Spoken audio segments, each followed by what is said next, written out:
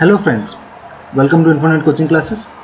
आज की इस वीडियो में हम आपके लिए लेकर आए हैं इंग्लिश का एक बहुत ही इंपॉर्टेंट टॉपिक जो कि है प्रोनाउंस। सो बेसिकली ये जो वीडियो है इसमें हम देखेंगे कि प्रोनाउंस होते क्या हैं, उनके टाइप्स कितने हैं और उनके यूजेस। तो जैसे कि हमें पता है कि प्रोनाउंस को यूज़ करने के लिए बहुत सारे रूल्स फॉलो करने पड़ते हैं जो कि हम इस वीडियो में पढ़ने वाले हैं। ओके, सो ओवरऑल अगर मैं कहूँ तो ये वीडियो बहुत ही यूज़फुल होने वाला है आप सभी के लिए। सो प्लीज़ इसे एंड तक देखिएगा। ओके, और अगर अच्छा लगे तो प्लीज़ लाइक, शेयर और सब्सक्राइब कर दीजिएगा। तो चलो स्टार्ट करते हैं हमारा टॉपिक प्रोनाउंस। ओके, तो पहला क्वेश्चन जो आता है वो है what is a pronoun. Okay, तो बेसिकली प्रोनाउंस होता क्या है। तो इसका अगर डेफिनेशन अगर हम देखें तो क्या होता है pronouns. Pronoun is a word, basically ये एक वर्ड है used in place of a noun in order to avoid repetition of the letter. So जैसे कि हमें पता है प्रोनाउंस एक वर्ड है जो कि हम नाउन के बदले में यूज़ करते हैं या फिर नाउन की जगह पे यूज़ करते हैं as a substitute of noun. It is also called a substitute of noun. क्यों यूज़ करते हैं? सो दैट द नाउन का रिपीटिशन ना हो बार बार। किसी भी फ्रेज या फिर कोई भी सेंटेंस, कोई भी पैराग्राफ हम लिख रहे हैं जहाँ पे एक नाउन बार बार आने के चांसेस हैं, उसकी जगह पे हम एक प्रोनाउन यूज़ कर सकते हैं। ओके, सो प्रोनाउन या फिर सर्वनाम जिसे हम बोलते हैं, it's a word used in place of a noun in order to avoid the repetition of the noun, that is repetition of the letter. Okay, ये है उसका डेफिनेशन। तो चलो आगे चलते हैं, देखते हैं कितने टाइप्स के प्रोनाउंस हैं, काइंड्स ऑफ प्रोनाउंस देखते हैं। तो देखिए काइंड्स ऑफ प्रोनाउंस, पहला है आपका personal pronouns, next demonstrative pronouns, relative pronouns, interrogative pronouns, indefinite pronouns, reflexive pronouns, distributive pronoun and reciprocal pronouns. तो बेसिकली ये जो 8 हैं ये बहुत ही इंपॉर्टेंट और मेजर जो कह सकते हैं हम प्रोनाउंस हैं।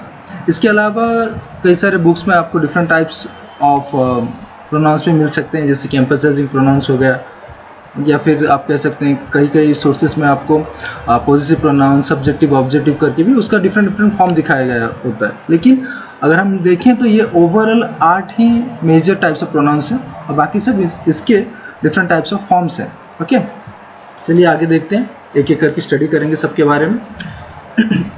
तो पहला है आपका पर्सनल प्रोनाउन। तो personal pronoun as the name itself suggests, देख सकते हैं आप नाम में ही लिखा है person.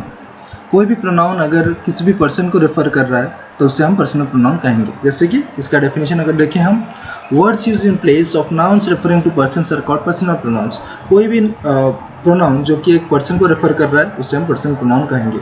Like I, we, you, he, she, it, they etcetera, ये सारे वही वर्ड हैं जो हम कॉमनली यूज़ करते हैं। ओके, तो इसका एक बहुत ही इंपॉर्टेंट टेबल है जो कि मैं आपको दिखाने वाला हूँ, जो कि आपको किसी भी हालत में याद रखना पड़ेगा।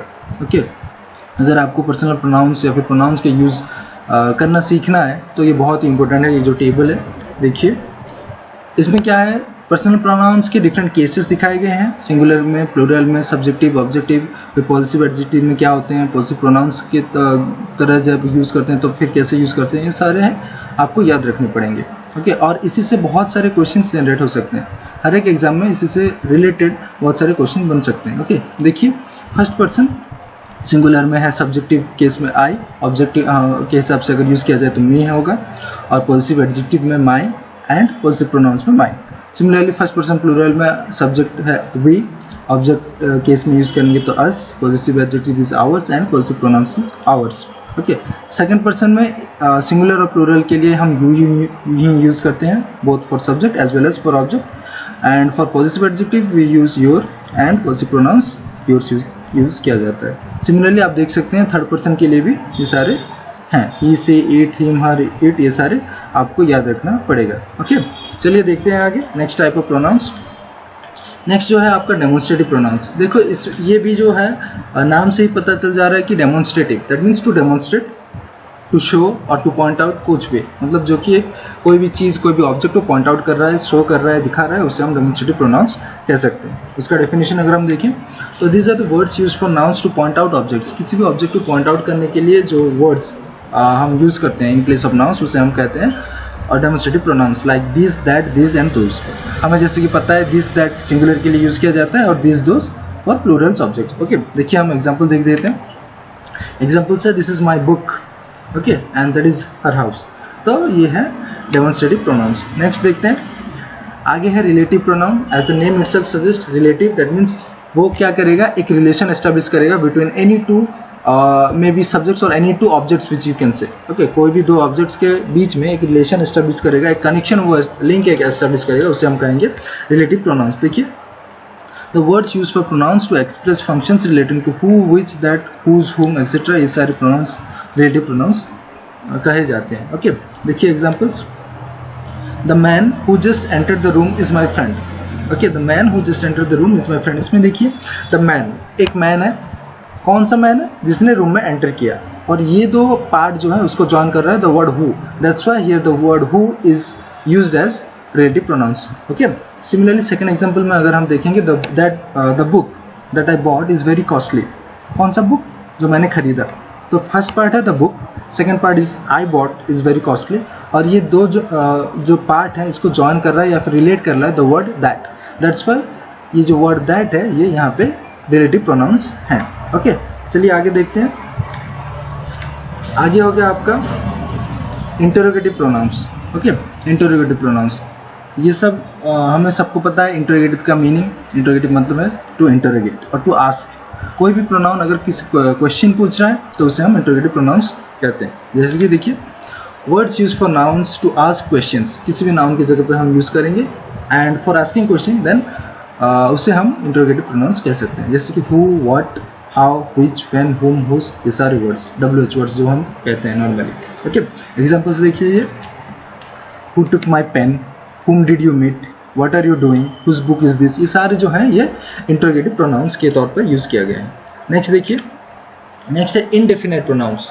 इनडेफिनेट का मतलब क्या होता है, जो डेफिनेट नहीं है, जो पर्टिकुलर नहीं है, डेफिनेट नहीं है, फिक्स नहीं है, उसे हम इनडेफिनेट प्रोनाउंस कहते हैं। ओके, तो ऐसे प्रोनाउंस जो कि एक जनरल सेंस में यूज किया गया हो, not for a particular object or not for a particular person और thing. Okay, in general or indefinite, those pronouns are known as indefinite pronouns. देखिए, जैसे कि words use for nouns in vague, okay, in general meaning, vague in general meaning. Okay, for like देखिए, everybody, nobody, somebody, either, neither, all, much, several, each, other, another etcetera. तो ये सारे जो word हैं ये किसी भी पर्टिकुलर चीज़ या फिर पर्टिकुलर ऑब्जेक्ट को डिनोट नहीं करते या फिर रेफर नहीं करते। ओके, इसलिए ये जो वर्ड्स हैं ये इन जनरल ही यूज हो सकता है।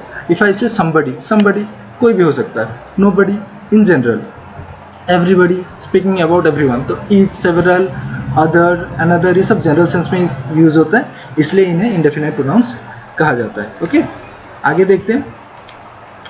आगे आपका रिफ्लेक्सिव प्रोनाउंस। रिफ्लेक्सिव का मतलब क्या होता है, जो रिफ्लेक्ट हो।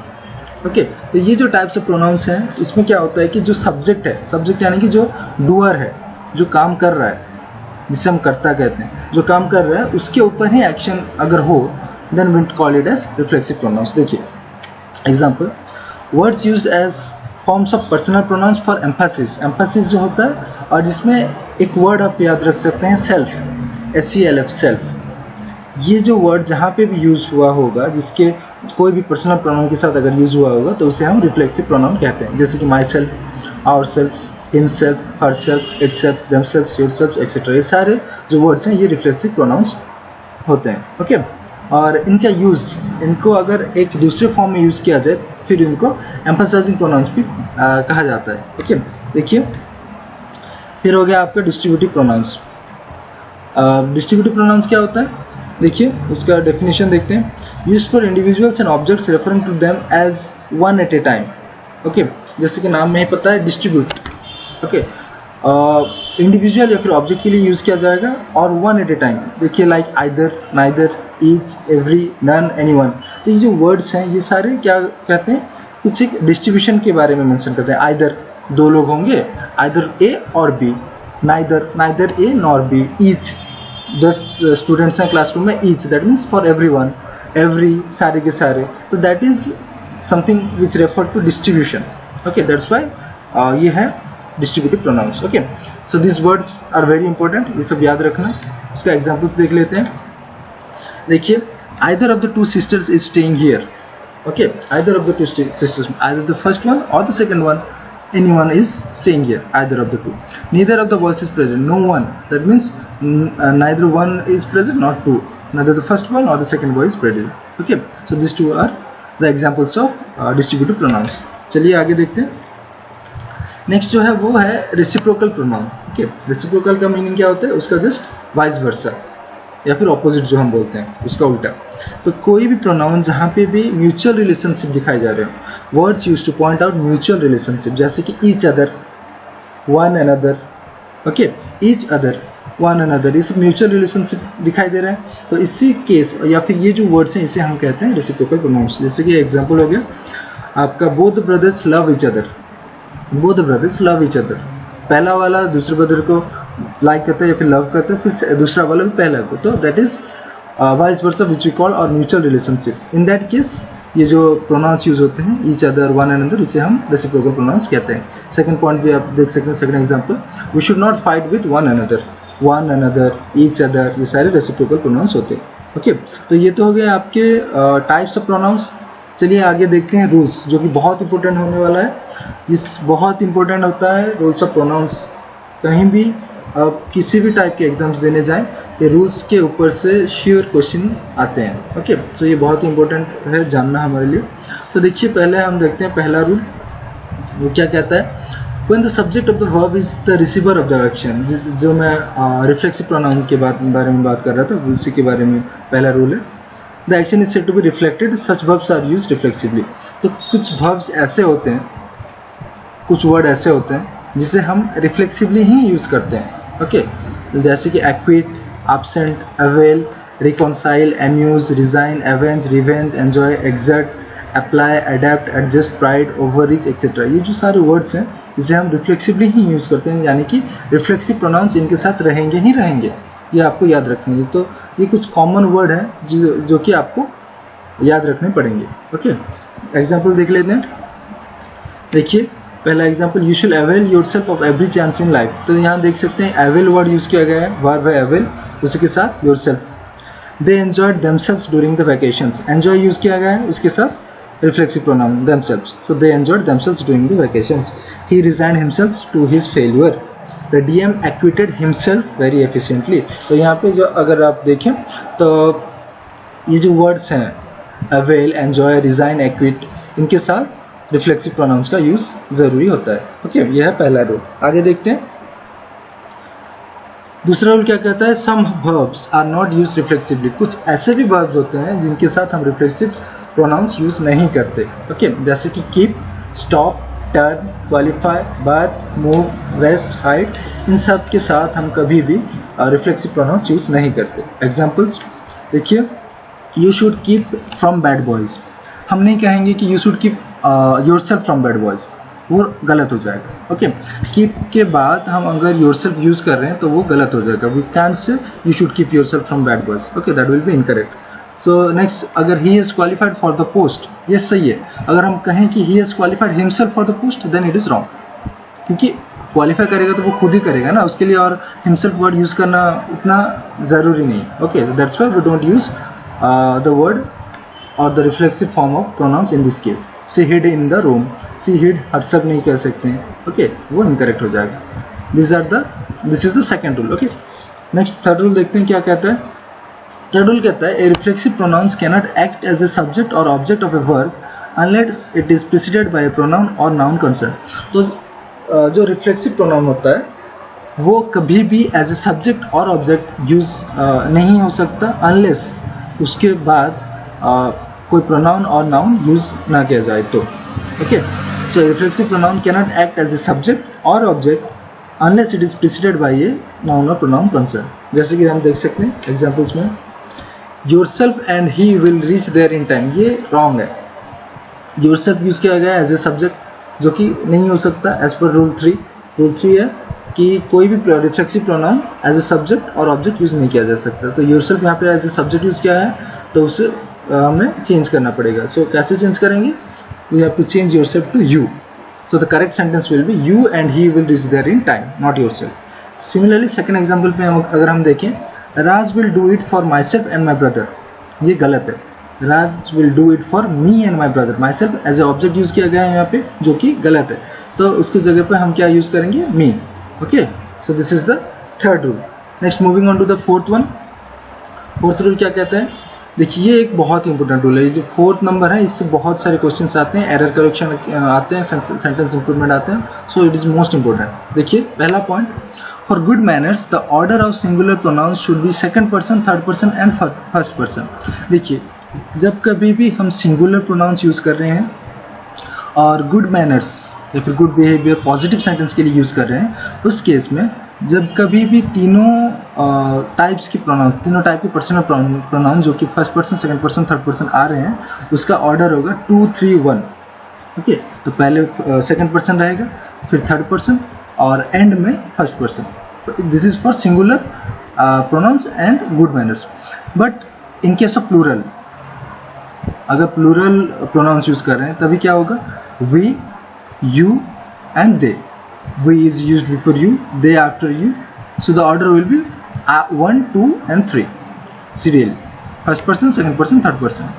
एंड ये जो ऑर्डर है ये हम अनप्लीजेंट एक्ट या फिर नेगेटिव केसेस में भी, नेगेटिव सेंटेंस के केसेस में भी यूज कर सकते हैं। This order is also observe by referring to the unpleasant act. Example दिखाता हूँ, देखिए I and you will attend her wedding tomorrow. यहाँ पे देखो आई एंड यू, आई है फर्स्ट पर्सन सिंगुलर, यू है first person singular, sorry second person singular. तो first person singular, second person singular, तो दोनों सिंगुलर है और सेंटेंस भी पॉजिटिव है। तो बट ये जो ऑर्डर है ये गलत है। ये करेक्ट कैसे होगा, you and I, the correct sentence should be you and I will attend her wedding tomorrow as per the rule, because second person पहले आना चाहिए, फिर उसके बाद first person. So answer will be correct, answer will be you and I will attend her wedding tomorrow. Similarly अगर हम second example देखें, he and you will share the mangoes। he है थर्ड पर्सन सिंगुलर, you है second person singular. तो पहले third person, फिर second person, फिर क्या है, शेयरिंग, जो कि एक गुड मैनर है या फिर हम कह सकते हैं पॉजिटिव सेंस में कहा गया है, इसलिए उसका ऑर्डर क्या होना चाहिए, 2 3 1। That means the correct use should be you and he will share the mangoes। Okay, similarly third example अगर हम देखें, you and I will be punished। यहाँ पे अगर हम देखें punished, तो ये एक अनप्लीजेंट एक्ट है, पनिशमेंट देना, या फिर हम कह सकते हैं एक नेगेटिव सेंस में यूज किया गया है, तो इसलिए इसका ऑर्डर क्या होना चाहिए, 1 2 3, not you and I, it should be I and you will be punished. Okay, similarly fourth statement भी ऐसा है, you Mohan and I will watch movie tonight. ये सही है क्योंकि ये जो मूवी देखने वाला है ये good manners, I mean to positive sentence है। पॉजिटिव सेंटेंस में देखिए 2 3 1 ऑर्डर होना चाहिए, you is second person, Mohan third person, I is first person, so order बिल्कुल ठीक है। सिमिलरली फिफ्थ एग्जांपल में भी अगर हम देखें, we you and they are living for Mumbai tomorrow, so it is 1 2 and 3, so it is correct. Okay, this rule is very important, ये fourth rule बहुत ही इंपॉर्टेंट होता है। चलिए आगे देखते हैं, rule number 5।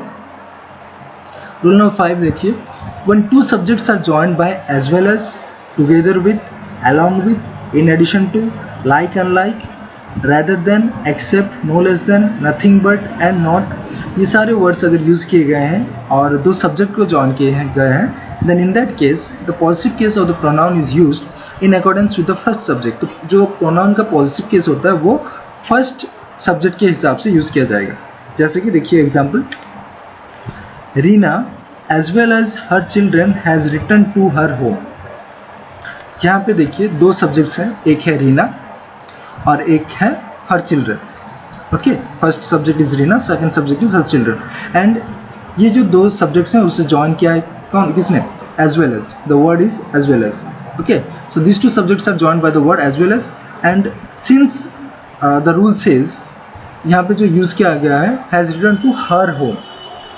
Okay, it should be her home because her is for the first subject that is Reena. ये जो हर यूज किया गया है एंड में रिटर्न टू हर होम, ये हर रीना के लिए यूज किया गया है। ओके, अगर हम सेकंड सब्जेक्ट के हिसाब से यूज करते हैं तो क्या कहते हैं, their home.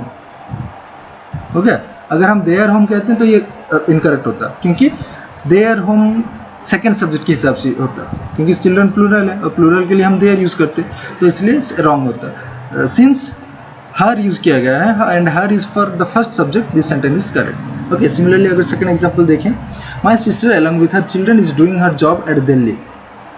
My sister first subject, her friends second subject, is joined by the word along with. Okay, is doing her job, not their job. अगर देयर जब कर देंगे तो वो गलत हो जाएगा, क्योंकि हमें जो पॉजिटिव केस यूज़ करना है प्रोनाउन का वो पहले सब्जेक्ट के हिसाब से यूज़ करना है, और यहाँ पे पहला सब्जेक्ट जो है वो सिंगुलर है, इसलिए हर।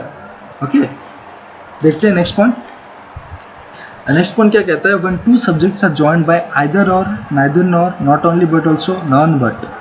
ये 4 वर्ड बहुत इंपॉर्टेंट है, याद रखना। आइदर और, neither nor, not only but also, none but.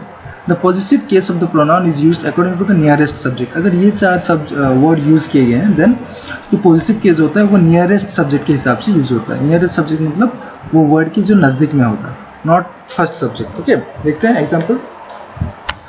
Neither the students nor the teacher was present there. Neither the students nor the teachers was present there. Okay, यहाँ पे were present there नहीं होगा. Similarly, not the mangoes, not only the mangoes but also the apple was rotten. Okay, not only the mangoes but also the apple was rotten. हम were rotten नहीं लिख सकते, क्योंकि जो was की पास में क्या है, एप्पल है जो कि सिंगुलर है, और उसके हिसाब से हमें यूज करना पड़ेगा was. So not only the mangoes but also the apple was rotten. Okay, next देखते हैं। Next point है when the pronouns each, every, neither, either, many, a, more than one, ये जो सारे pronouns यूज किए गए होंगे किसी भी सेंटेंस में, are used as subject के तौर पे, the positive case should be third person singular. They may refer to 2 or more than 2 objects or persons. वो मतलब नहीं है, लेकिन इंपॉर्टेंट क्या है, अगर ये सारे words each, every, neither, either, many, ये, मोर देन वन अगर यूज हो रहे हैं एज ए सब्जेक्ट किसी भी सेंटेंस में, फिर वो सेंटेंस में जो पॉजिटिव केस होगा वो थर्ड पर्सन सिंगुलर ही होना चाहिए। ओके, देखिए एग्जांपल्स। पहला एग्जांपल है, neither of the 2 brothers has brought his beddings. Okay, neither use किया गया है एज ए सब्जेक्ट, 2 ब्रदर्स जो कि प्लूरल है, हैज ब्रॉट हीज बेडिंग्स, यहाँ पे हम देयर बेडिंग्स नहीं लिख सकते, because as the rule says we should use third person singular and his is third person singular. Okay, इसके लिए यहाँ पे हीज यूज हुआ है। सेकंड सेंटेंस अगर हम देखें, each student and each teacher is required to bring his luggage, their luggage नहीं। Okay, third is every one of us is doing his duty. Okay, every one his duty. Okay, चलिए आगे देखते हैं। Next point, when one is used as a subject the positive case of the pronoun should be according to one, that is one's. Okay, तो जब कभी भी one, the word one अगर subject के तौर पे यूज किया गया है कोई भी सेंटेंस में, तो इसी केस में हम positive case of the pronoun should be according to the one. Okay, देखिए example, one should do one's duty. तो यहाँ पे वन जो है वो एज ए सब्जेक्ट यूज किया गया है, इसलिए वन का जो पॉजिटिव फॉर्म है वो वंस होता है, इसलिए हम one should do one's duty use करेंगे, ना कि one should do his duty और हर ड्यूटी या फिर देयर ड्यूटी, वो गलत हो जाएगा। ओके, तो जब कभी भी वन सब्जेक्ट है तो उसके पॉजिटिव फॉर्म में भी हम वंस ही यूज करेंगे। चलिए आगे देखते हैं। When a pronoun is used for more than one noun or pronouns of different persons, the possessive case is in the form of first person plural and second person plural yours. Okay, जब कभी भी pronoun more than one person या फिर more than one noun और pronoun के तौर पे use किया गया है different person के लिए, फिर वो जो जगह है उसी सेंटेंस में जो पॉजिटिव केस होता है वो फर्स्ट पर्सन प्लूरल या फिर सेकंड पर्सन प्लूरल यूज किया जाता है। जैसे कि देखिए, you and he completed your work, ना कि हिज वर्क या फिर देयर वर्क, वो गलत है। Okay, you and he completed your work. Have you, he and I received our letters, यहाँ पे जो है फर्स्ट पर्सन प्लूरल यूज किया गया है, आवर।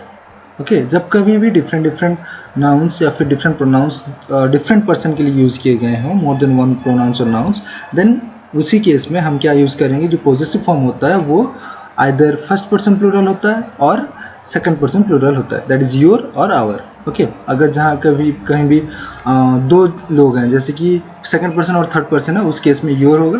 अगर फर्स्ट पर्सन है उस सेंटेंस में फिर वो फर्स्ट पर्सन प्लूरल ही होगा, आवर। ओके, नेक्स्ट देखते हैं।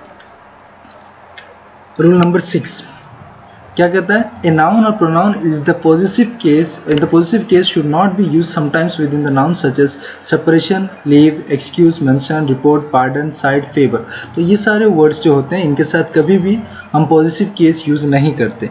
ओके, सो ये वर्ड्स भी बहुत इंपॉर्टेंट है, याद रखना। एग्जाम्पल्स देखते हैं। Like your separation is very painful to me, ये जो सेंटेंस है ये गलत है, this is error. Okay, your separation is very painful to me, so the correct form या फिर correct sentence should be separation from you. यहाँ पे हम सेपरेशन के साथ योर वर्ड नहीं यूज कर सकते because your is positive case of the pronoun. Similarly अगर सेकंड एग्जांपल देखें हम, I beg your favour is wrong. Okay, it should be I beg a favour from you, okay, or I beg a favour of you, not your favour. So third example अगर हम देखें, she did make your mention, ये incorrect है। So the correct sentence क्या होना चाहिए, she did a mention of you. So ये जो वर्ड्स हैं separation, leave, excuse, mention, report, pardon, side, favour, इनके साथ हम कभी भी पॉजिटिव फॉर्म यूज नहीं करेंगे। Okay, next rule, rule number 7, either, neither, each other. ये जो तीन वर्ड हैं either, neither and each other, they are used in speaking of two person और थिंग। नॉर्मली दो पर्सन या थिंग के लिए यूज किया जाता है।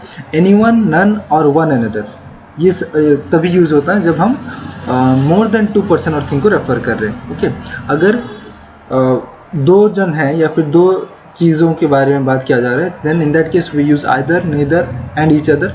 And when referring to more than two or more than two person और thing, then in that case हम anyone, none, one another use करेंगे। Okay, example, Indians should never fight with one another because Indians are more than two ना, Indians बहुत सारे हैं तो it should be more than two, that's why we use one another not each other.